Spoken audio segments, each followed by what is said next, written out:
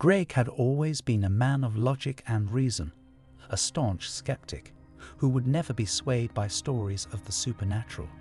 As a young professional in a busy city, he lived alone in a small apartment, content with his simple life. It was the kind of place that allowed him to focus on his work while leaving no room for distractions.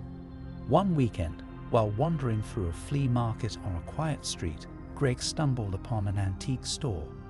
It was one of those places that felt like it had been frozen in time, packed with vintage furniture, old books, and curious trinkets. But it was the antique mirror that caught Greg's eye. The mirror, framed in dark wood, was beautiful in a way that seemed to transcend its age. The wood had intricate carvings, some faded with time, but still detailed enough to hint at the craftsmanship that had gone into creating it. It was undeniably old, a relic of the past that had somehow withstood the passage of time. Something about it drew Greg in, even though he knew it was probably overpriced for a piece that likely had no historical significance. But he didn't care. He could feel the pull of the mirror as if it were calling to him, whispering a silent invitation. Without hesitation, he bought it. Once Greg placed the mirror in his living room, it immediately became a conversation piece. He admired it every time he walked past, the smooth glass and detailed frame giving the room an old-world charm. His friends commented on how it added a touch of class to his otherwise modern apartment, and Greg, pleased with his purchase, would often find himself staring into it, admiring not only the mirror, but also his own reflection. He never thought much about it beyond that. However, after a few days of owning the mirror, something began to feel off. It started small. At night, as Greg would prepare for bed, he would catch a glimpse of something in the mirror that didn't seem quite right. At first, it was only a fleeting shadow in the background, something he could dismiss as a trick of the light. But the longer he stared, the more unsettling it became. He began to notice a dark figure standing behind him in the reflection, its shape obscure, like a dark silhouette. He would quickly glance away, dismissing it as an illusion or perhaps the result of too much stress. But then the figure began to take shape. The more Greg looked into the mirror, the clearer the figure became. It started as a vague outline, but now, as he peered into the glass, he could make out a face. The figure was not quite human. Its face was hollow and gaunt, its eyes sunken into dark sockets. A twisted expression of agony was etched into its features. The figure seemed to stand just behind him, as if waiting for him to acknowledge its presence. At first, Greg dismissed the thoughts running through his head. He was a rational man after all. His mind was simply playing tricks on him, he convinced himself. Maybe he was just tired from work. So, for the next few nights, he made a conscious effort to avoid looking into the mirror too much. But no matter how hard he tried, the figure would always appear, waiting for him in the corner of his vision, lurking behind him in the reflection. One evening, as Greg stood in front of the mirror brushing his teeth, he caught the figure in the reflection once again. This time, something was different. The figure's face seemed to be clearer than ever, its twisted expression now visible even from the corner of his eye. The figure's eyes, those hollow, empty eyes, locked onto Greg's reflection, and for the first time, Greg felt an overwhelming sense of dread. His heart raced as he stared at the glass. Something inside him told him he should turn away, that he was in danger, but he couldn't. The figure's gaze was like a magnet, drawing him in, urging him to stay. The next night, Greg decided to confront the situation.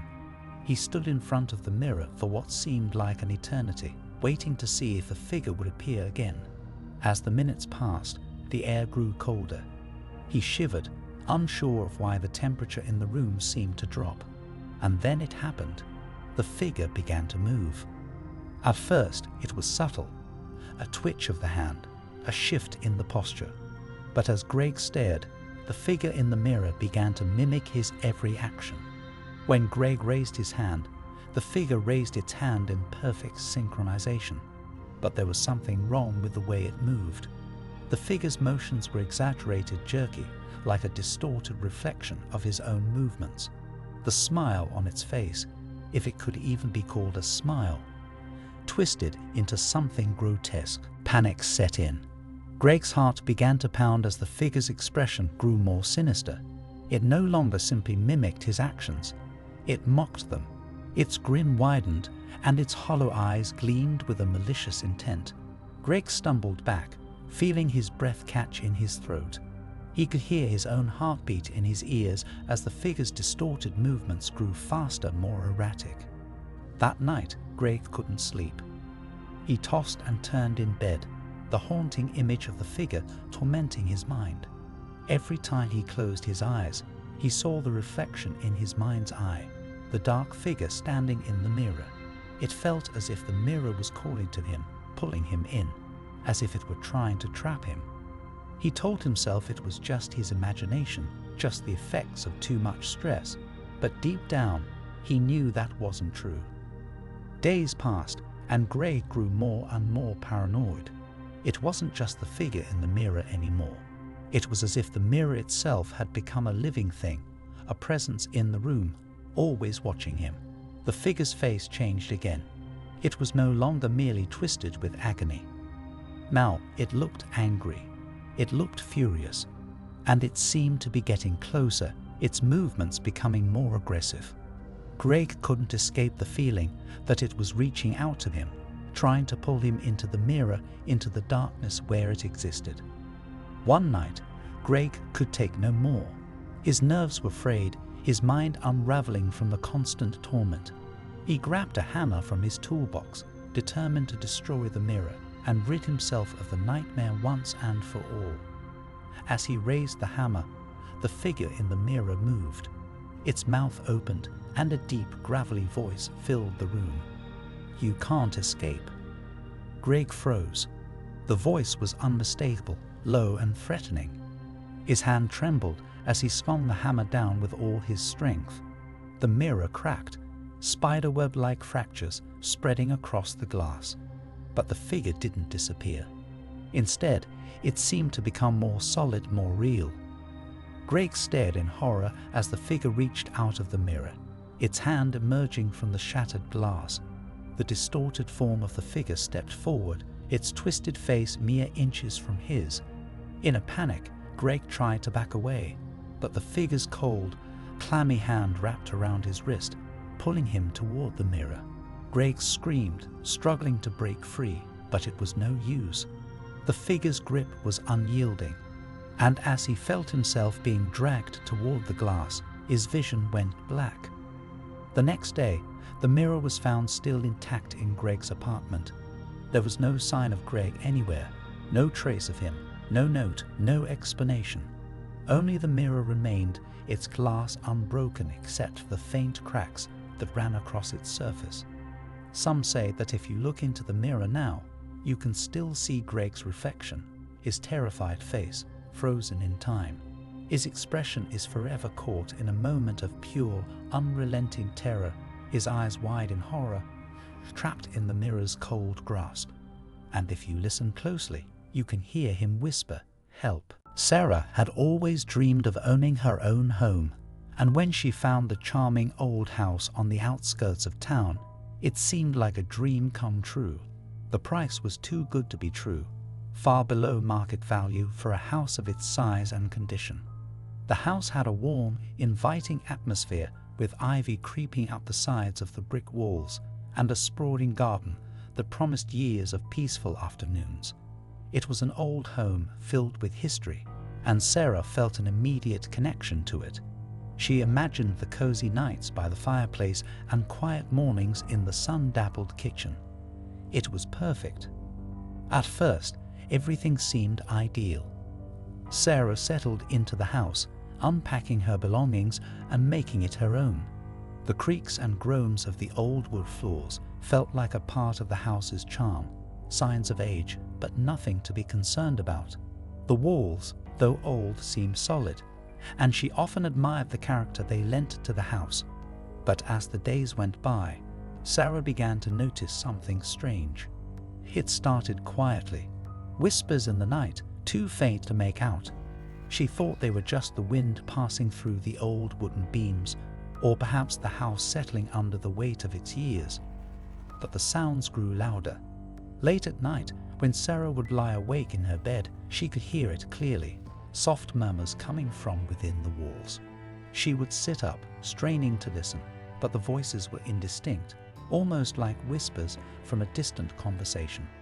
They would fade, only to return again, calling her name in a barely audible whisper, Sarah. At first, Sarah dismissed it. Perhaps it was just the plumbing, the house's old pipes echoing through the walls. But then the whispers began to grow more frequent, more insistent. Night after night, they returned, calling her name more urgently. Sarah, help us. The tone of the whispers shifted, becoming more desperate, filled with a kind of anguish that made Sarah's skin crawl. She tried to convince herself that it was all in her head, that it was just her imagination playing tricks on her. But no matter how much she tried to ignore it, the voices persisted. Every evening, when she sat down to relax, she could feel the weight of the house pressing in on her. It was as if the walls themselves were alive, aware of her presence, growing restless with every passing day. The air in the house felt thick, like something was just on the edge of her awareness, something waiting to be discovered. One evening, the voices changed. Instead of just whispers, they became clearer, more distinct. It was as though the walls were no longer simply murmuring, but speaking directly to her in a tone she could not ignore. "Help, Sarah, help." The voices echoed through the walls, their calls growing louder with each passing night. It was on the third week of her stay that Sarah finally reached her breaking point. She could no longer tolerate the persistent whispers, the feeling that something was watching her, waiting for her to listen.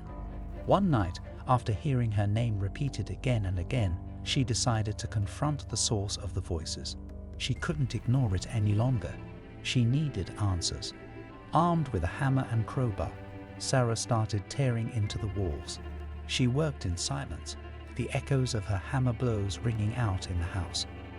The wood and plaster cracked and splintered as she pulled apart the old beams, the voices growing louder with every strike. "Please, Sarah, help us." The voices seemed to be begging, but the desperation in them sent a chill down Sarah's spine. Finally, after hours of work, Sarah made a horrifying discovery. As she pulled away a large section of the wall, she uncovered a hidden cavity inside. Her stomach turned as she peered into the dark space. The faint scent of rot filled the air. She reached in, her hand trembling as she pulled back more debris, revealing what lay within. At first, it was just a shape, a lump covered in tattered fabric. But as she moved the fabric aside, Sarah gasped in horror. There, nestled within the walls, were the remains of several bodies. The corpses were old, their skin pale and shriveled with decay. It was impossible to tell how many victims there were, but their hollow eyes stared back at her, unblinking, as though they had been waiting for someone to find them.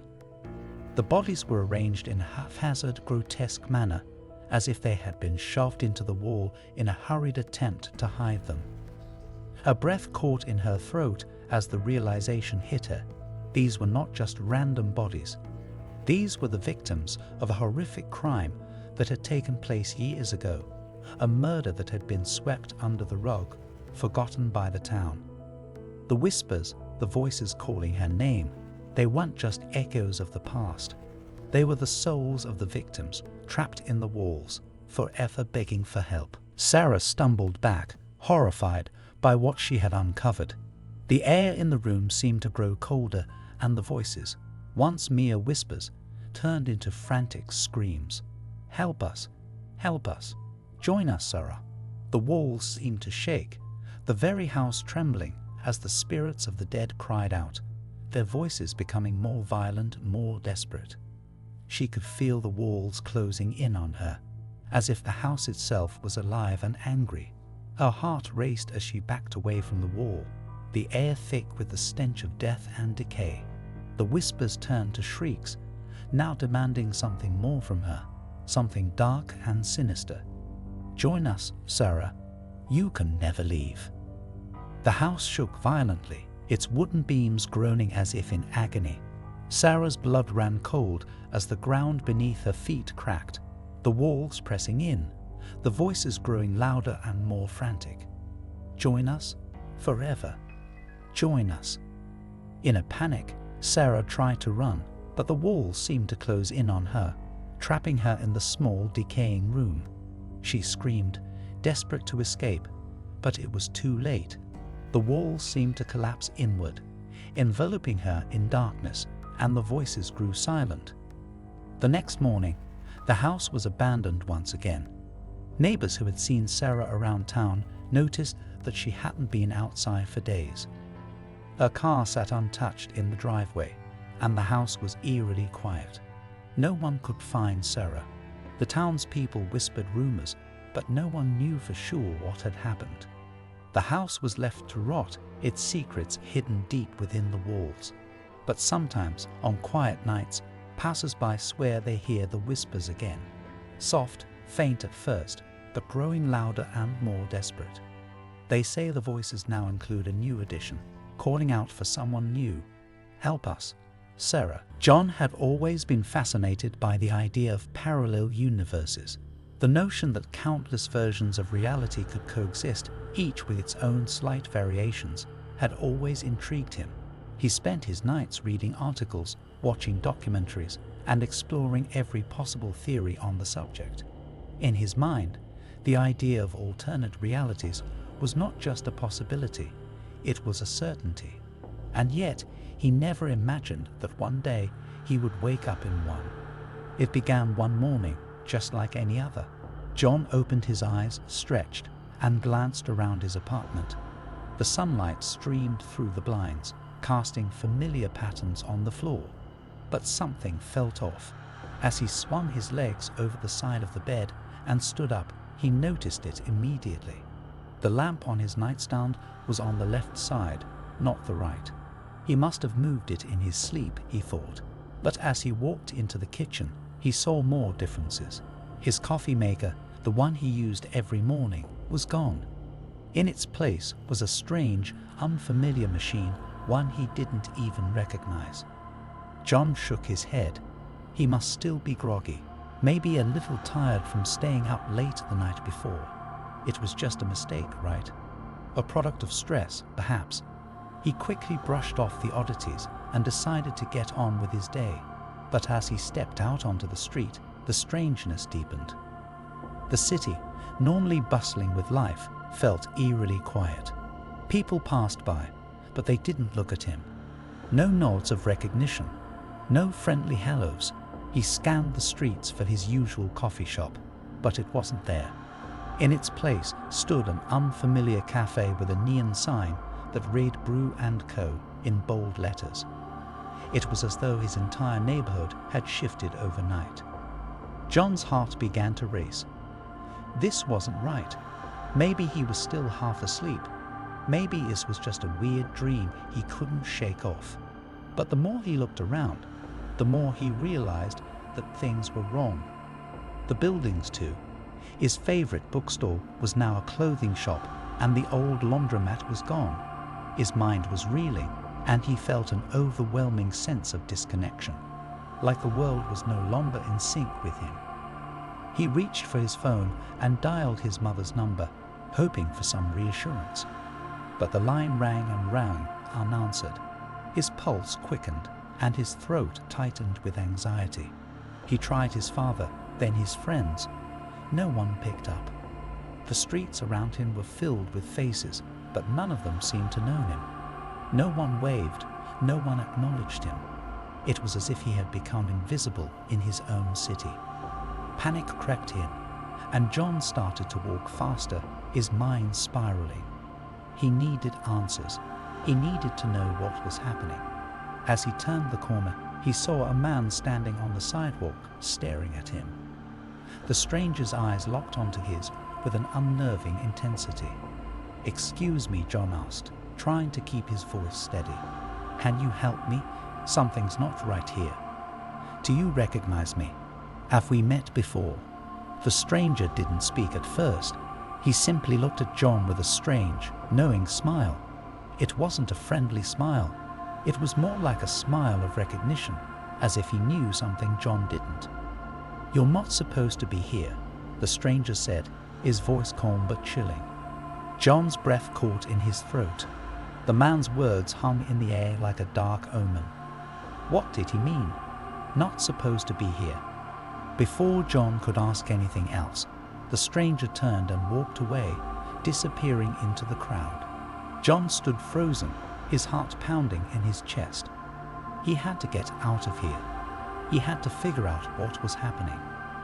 Desperate, he ran to the nearest store, a familiar convenience shop he had visited countless times. As he stepped inside, he made his way toward the front window. His reflection in the glass caught his attention. He stopped dead in his tracks. The face staring back at him wasn't his. It was close, but not quite. His features were slightly altered, his expression different, as though someone else were wearing his skin. The realization hit him like a bolt of lightning. He wasn't in his world anymore. He was in a parallel reality, one where everything was almost the same, but with unsettling differences. John's breath became shallow as panic began to consume him. How had this happened? Why had it happened? Was it some kind of experiment or a glitch in the universe itself? He pressed his hand against the cold glass, trying to steady himself, but the world around him seemed to ripple, like a reflection in a pond disturbed by a stone. Suddenly he saw it, flashes of the world he once knew, a flicker of his old apartment, a glimpse of his family's faces, an echo of a memory, and just as quickly they were gone, replaced by the distorted, unfamiliar version of the world around him. The faces of the people around him blurred, their features becoming more and more distorted. He saw them flicker in and out, their bodies warping, as though they were nothing more than figures on a TV screen experiencing interference. He felt sick to his stomach as the fabric of reality around him seemed to fray. John stumbled backward, his mind reeling with the implications of what he had just discovered. He was stuck in a parallel reality, a place that looked like his own, but where nothing was quite right. And no matter how hard he tried, he couldn't seem to find a way back. In a desperate attempt to understand what was happening, he began to retrace his steps, hoping to find something that would anchor him to his original world. He passed the same streets, walked into the same buildings, but everything felt wrong. The longer he stayed in this place, the more it felt like his mind was unraveling. As he walked back toward his apartment, he noticed something chilling. There was another version of himself standing at the door, a version of John that smiled at him, but the smile was wrong, too wide, too knowing. This other John's eyes gleamed with something malevolent, something dark. John froze, his heart thumping in his chest. The version of himself at the door spoke, his voice calm, but carrying an unsettling tone. "You've made it," the stranger whispered. "Welcome to the fold." John's blood ran cold. He realized then that he was trapped, caught between worlds, each one just slightly different from the other. And now he was a part of a twisted web of parallel realities, each version of himself living out different lives, connected by a thin thread that he could never escape. The door to his apartment opened slowly, and the other John stepped forward. John could no longer tell which reality was his, or if he would ever make it back. As the door closed behind him, the world around him continued to shift, a place where time had no meaning and nothing was certain. Mark had always been a man of simple tastes. He didn't care much for the latest gadgets or the high-tech wonders of the modern world. Instead, he found fascination in the old and forgotten, books, antiques, and relics from another time. So when he wandered through the dusty aisles of a local flea market one lazy Sunday afternoon, he wasn't expecting to find anything extraordinary. But there, nestled between tarnished silverware and moth-eaten jackets, was an object that caught his eye, an antique pocket watch. It was unlike any watch he had ever seen before. The watch's surface gleamed with an otherworldly sheen, and intricate, almost alien engravings swirled around its casing. The moment Mark held it, something in him stirred. A strange sense of connection, as if the watch had been waiting for him. The vendor, an elderly man with deep wrinkles and tired eyes, noticed Mark's interest and hobbled over. "It's a fine piece, isn't it?" the man said, his voice raspy. "That watch has a long history. More than just a timepiece, it's a tool, one that bends the very fabric of time." Mark smiled politely, dismissing the old man's cryptic words. Time bending. Sounds like something out of a science fiction novel. The vendor nodded solemnly.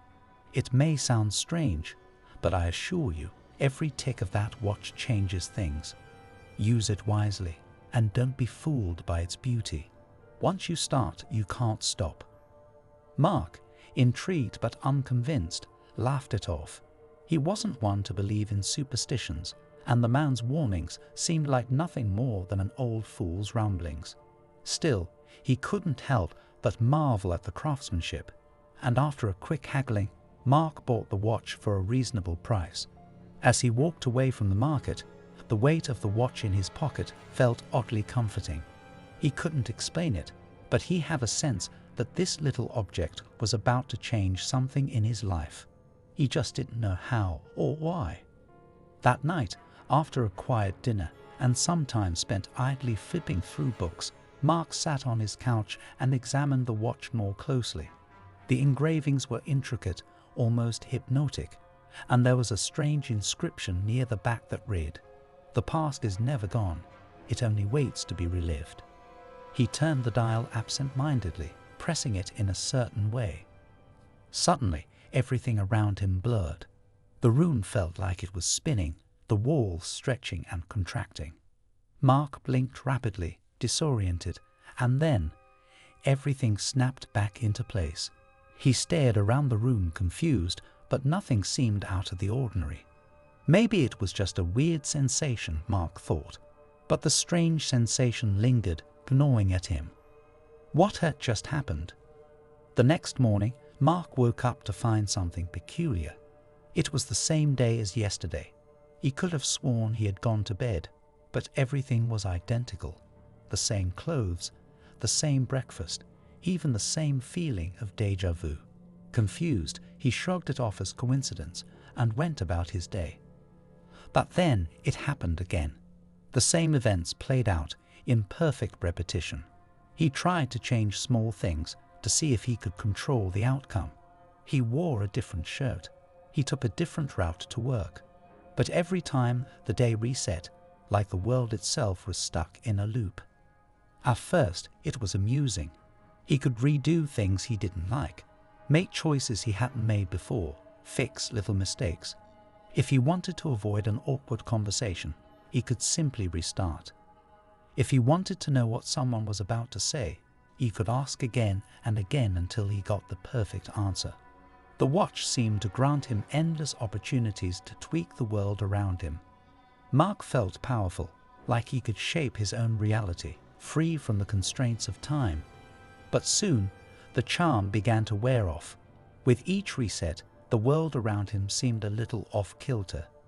People he interacted with acted strangely. His boss seemed distant, his friends distant and unrecognizable, as if they were reading from scripts rather than living their own lives. The things Mark changed didn't always turn out the way he expected. Small choices he made, like avoiding traffic or saying the right thing, created ripples that altered the course of events in unsettling ways. He started to notice that the world was becoming less familiar. The streets, once bustling with life, were now eerily quiet, and the buildings seemed out of place. Mark would walk down the same street only to find that stores had disappeared or been replaced by unfamiliar shops. He could no longer recognize faces. The people around him were like shadows, hollow versions of those he once knew. It was as though time itself was eroding, breaking apart the world he had always known. Mark began to feel like an outsider in his own life. Desperate for answers, Mark decided to return to the flea market and speak to the vendor again. He needed to understand what was happening, what he had unleashed with the watch. When he arrived, he found the market empty, the stalls abandoned, as if they had never existed. But there, sitting in the same corner as before, was the vendor, his eyes tired but knowing. "You've been using it, haven't you?" the vendor asked, his voice quiet, almost regretful. "I warned you. Time is a delicate thing. It can't be twisted without consequences." Mark nodded, his heart heavy with the weight of what he had done. "What's happening? Why is everything falling apart?" The old man sighed, the years of wisdom evident in his gaze.